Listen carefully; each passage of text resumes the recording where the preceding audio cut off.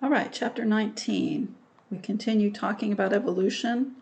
You have looked at some of the misconceptions of evolution, and really what we're going to delve into here are some of the rules of the evolution of populations and some of the math that goes with this. So we'll try to keep it simple. I have a list of study objectives.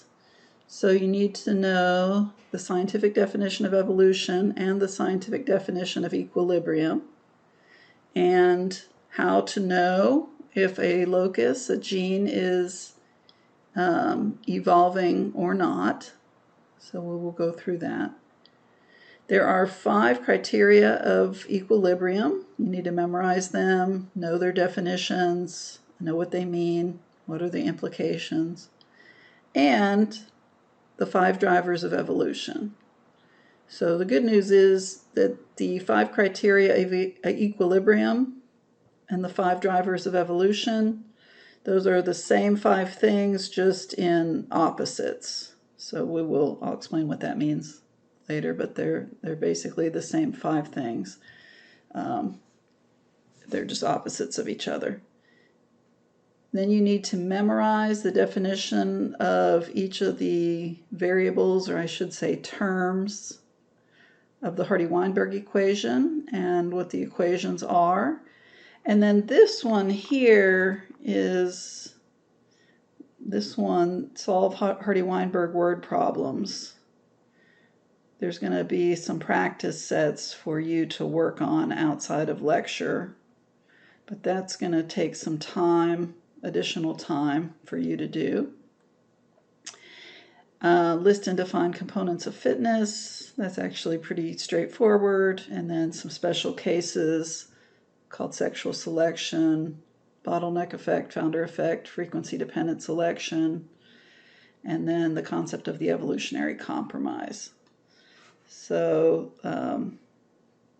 with some of these terminology, try to correlate the examples that I give you to the term, and that helps you to have one example that helps you explain it. And that's what I would be looking for on the assessment. So quiz or exam. Okay, so the field of studying the genetics of an entire population is called population genetics.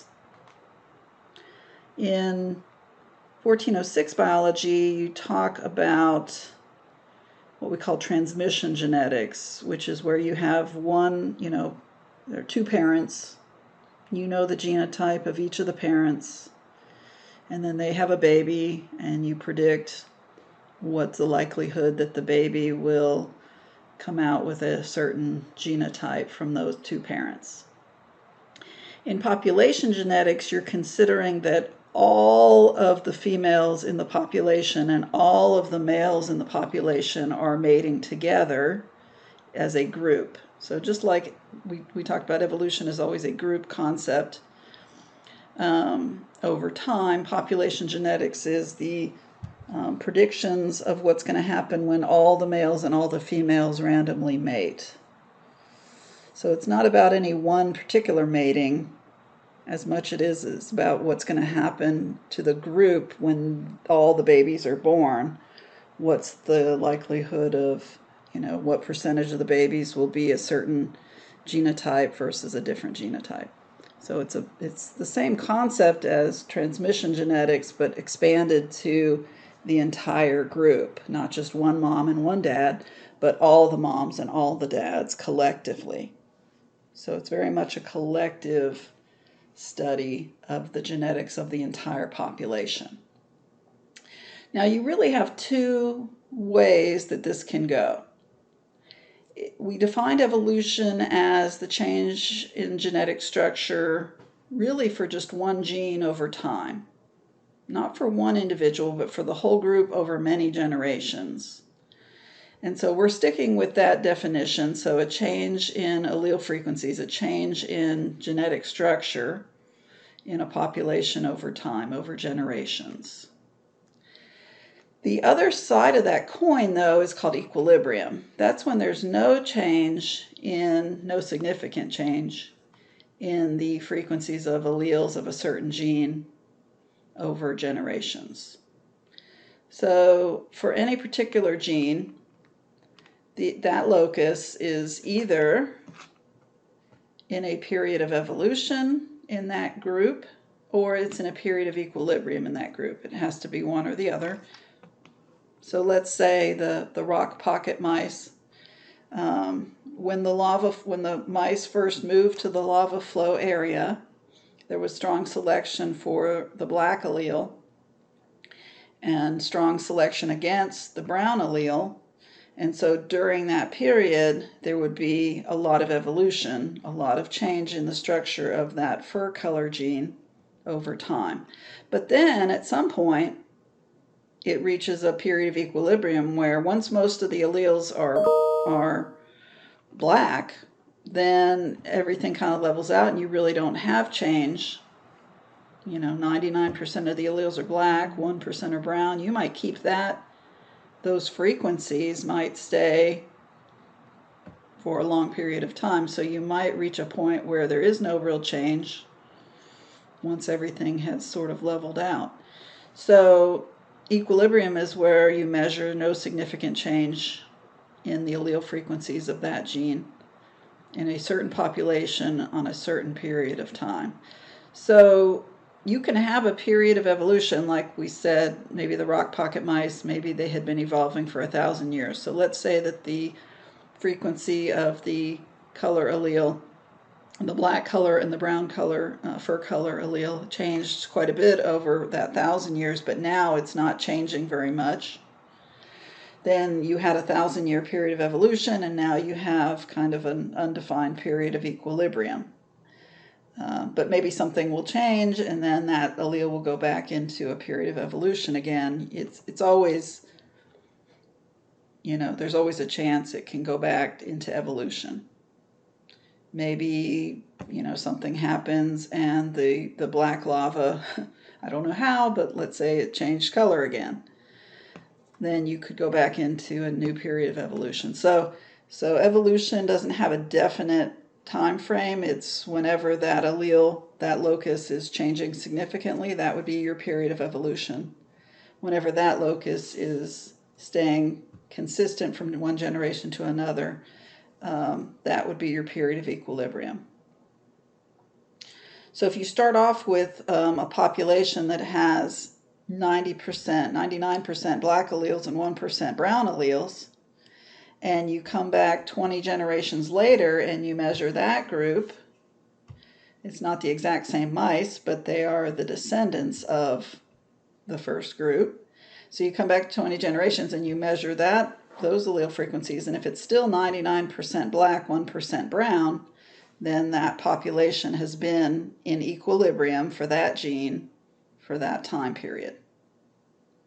But if you come and it's 99% black, 1% brown at the beginning of your time period, and then 20 generations, or it could be 80 generations later, you come back and you find that it's 80% black, 20% brown now, well, that's a significant change. And so that you would say that the population has been in a period of evolution for that fur color gene for those, what did I say, 80 generations? So it just depends on what the time period of the first measurement you took and the end measurement you took. That puts brackets around what that time frame is.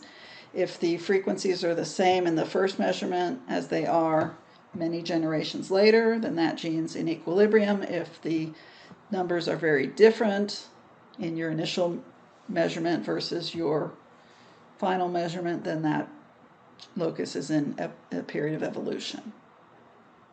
So that's it. That's all it means. So when you define evolution, it's much simpler, I think, than people make it. All right, so we're going to bring some math into the story here, and this is called the Hardy-Weinberg equation, the Hardy-Weinberg principle, the Hardy-Weinberg equilibrium. There's all kinds of things. But when you see Hardy, the name Hardy and Weinberg, these are two guys. Hardy was an English mathematician. Weinberg was a German mathematician.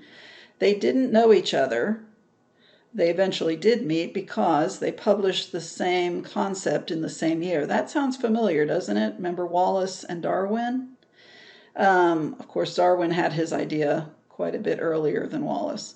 But Hardy and Weinberg published the same concept in the same year, 1908 at this point. And so their names are permanently kind of attached with a hyphen. When they met, apparently they didn't like each other very much. But in any case, it's called the Hardy-Weinberg principle. And it's a mathematical model based on some concepts, and it's really a model of equilibrium. So it's not a mathematical model of evolution. You are going to get a chance not to use the math, but you're going to use a computerized tool that has programmed into it the math of evolution when you do your population genetics lab. But in any case, we're going to look at equilibrium. And in equilibrium, we defined equilibrium already as any period in which the alleles for a certain gene are staying pretty much the same frequency from one generation to the next. It can be 99% of allele big A and 1% of allele little a. As long as that stays consistent, it's equilibrium. Equilibrium does not mean that the allele frequencies must be equal. So write that down. The allele frequencies don't need to be equal in order to have equilibrium. So equilibrium, I know it sounds like that's what it would mean, but it doesn't. It doesn't mean that big A allele frequency must be 50% and little a allele frequency must be 50%. That might be true, but it might be 80% big A and 20% little a. It could be 60% little a and 40% big A. Whatever it is, as long as those numbers stay consistent from one generation to the next, we call that a period of genetic equilibrium. So genetic equilibrium has 5 criteria. And the opposite of every one of these statements will be the 5 drivers of evolution. So you need to memorize them as the 5 criteria of equilibrium. And then when we study evolution, you'll just flip each statement to its opposite. And those become the 5 drivers of evolution, because equilibrium and evolution are opposites. So genetic equilibrium relies on these criteria. Number 1, no significant amount of new mutations are happening. It's impossible to prevent all mutations, but we really add the word significant. No significant rate of new mutations is happening. Number 2, no significant amount of immigration or emigration. That means genes moving into or out of the population. And the way genes move is by individuals moving. In plants, the gametes themselves can move by themselves, like pollen would be a way for there to be gene transfer. But for animals, pretty much the whole animal has to move. So no significant amount of emigration or immigration. There must be, this one is a yes, there must be random mating. In other words, mating that does not depend on preferences based on the gene that's being studied. So when you study equilibrium, you're studying it for a particular gene, like fur color. So if the population is in equilibrium for fur color, it means that mates are not choosing each other based on a preference of a specific fur color. So they must be randomly mating based on the whatever trait, meaning they don't care about that trait when they choose a mate. The population size, sometimes we say, is infinitely large or very large. And, of course, infinitely large is a theoretical point, but the larger the better. You're going to see how population size affects allele frequencies when you do your lab activity. And there can be no selection. And that's typically natural selection, but it can also be artificial selection. Artificial selection is like natural selection. It's just when humans are involved in the selection of what mates and survives and what doesn't. All right, so the Hardy-Weinberg principle is really, if you look at this, one thing you will recognize is the Punnett square. So do you see the Punnett square here? And that's not a mistake. In other words, Godfrey Hardy was friends with Reginald Punnett, who came up with the concept of the Punnett square. Now, the Punnett square is just a grid to help you organize what the different mating outcomes could be. And so what Hardy did was just adapted this to the whole population. So normally if you have, so in this example, big Y is yellow, little y is green. For peas, I guess. So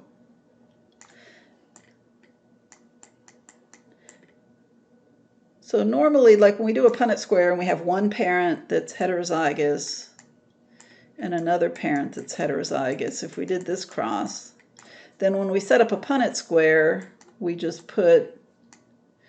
basically say, okay, from this parent here, half the gametes would carry a big Y, and the other half would carry a little y. And then for this other parent, same, half the gametes would carry a big Y and half would carry a little y. And so what's the chance that we would get a little y gamete from the mother and a little y gamete from the father? Well, you just multiply half times a half is 1/4 chance of getting little y, little y. So you remember doing this kind of Punnett squares, right? 1/4 of the offspring would be homozygous for the recessive allele.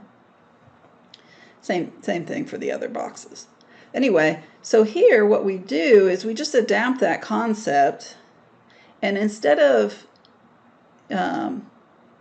big Y and little y, we're using variables P. P is, in Hardy-Weinberg terms, P is the frequency of the dominant allele, so 50%, 80%, 99%, whatever it is. And Q is the frequency of the other allele. It could be the recessive, whatever the other allele is. All right. So when you only have one parent of each sex, then it's not really a population, but you have a half probability of getting a big Y and a half probability of getting a little y in the gamete. But in the whole population, you need the allele frequencies. So P is the allele frequency of big Y and in the population, and Q is the allele frequency of little y in the population. So then you need some of that information. So let's say the population has 70% of the alleles are big Y, 30% of the alleles are little y. So P is 0.7, Q is 0.3. So for the sperm, 70% of the sperm would carry a big Y, 30% of the sperm would carry a little y. And in the population, the women would have that same distribution. So it would still be 70% of the eggs would have a big Y and 30% of the eggs would have a little y.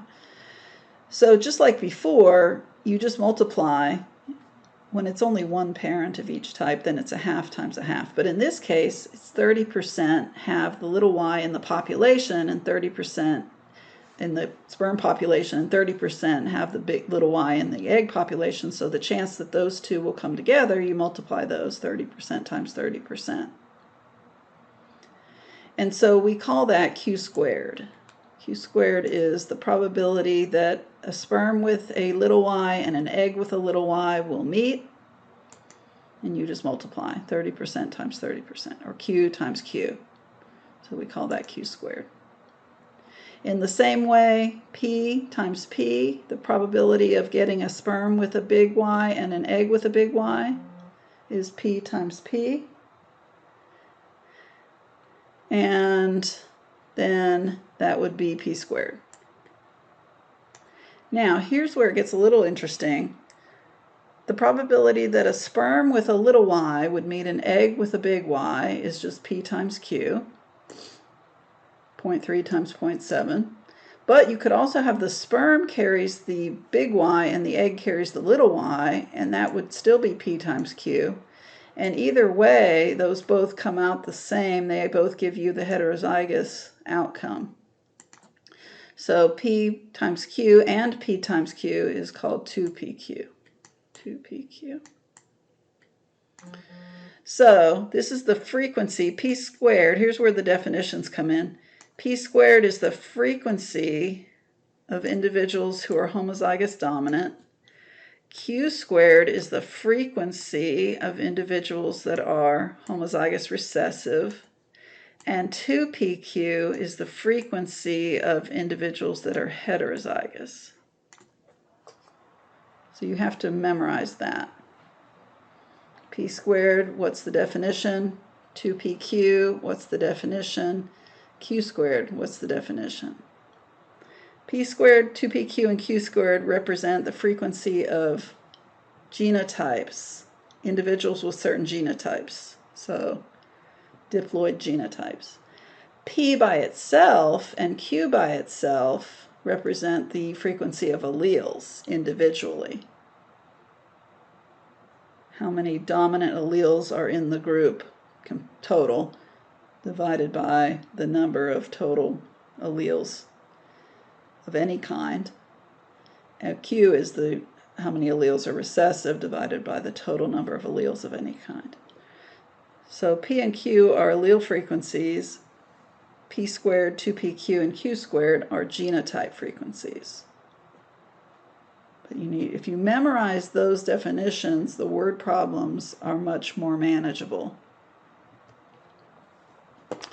All right, so if you have equilibrium, then that means all the 5 criteria for Hardy-Weinberg must be true.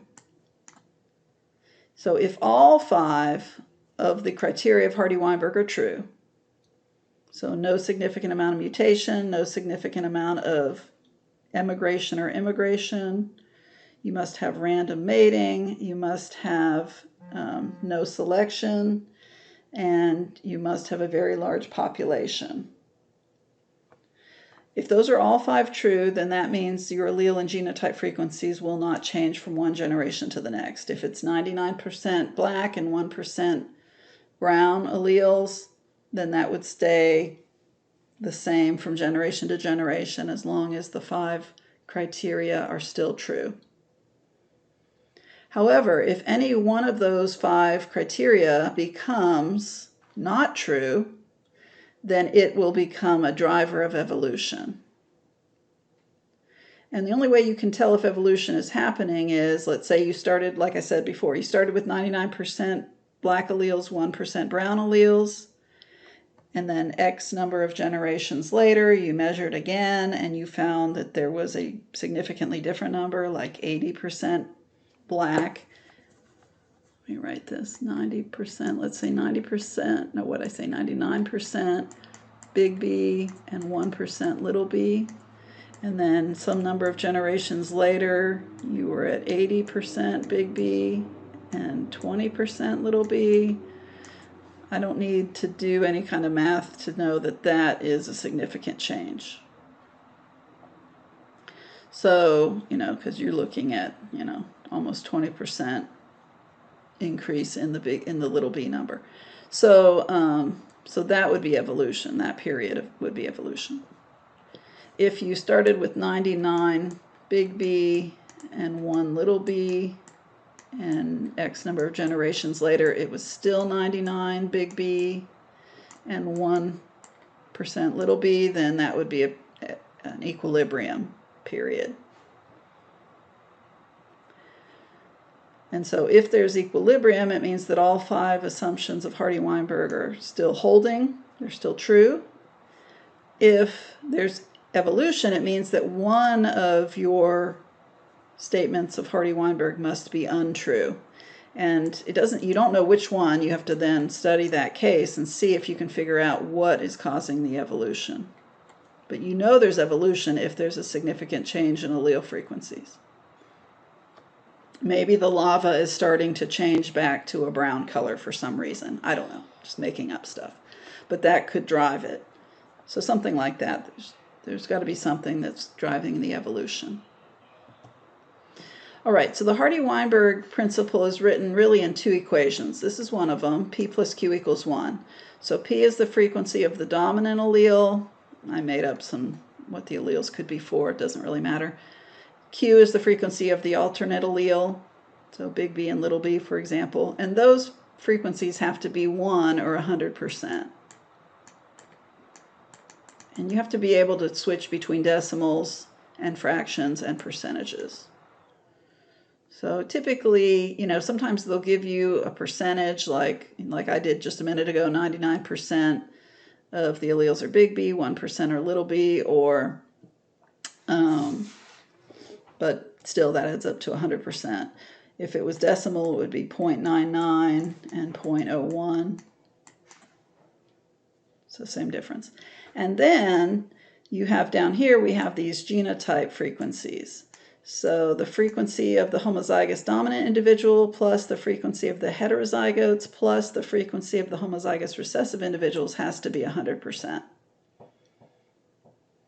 Now that makes sense. Typically, you don't use this equation so much as you just need to know the definition of each of these terms. But this equation you actually utilize algebraically. So something to keep in mind.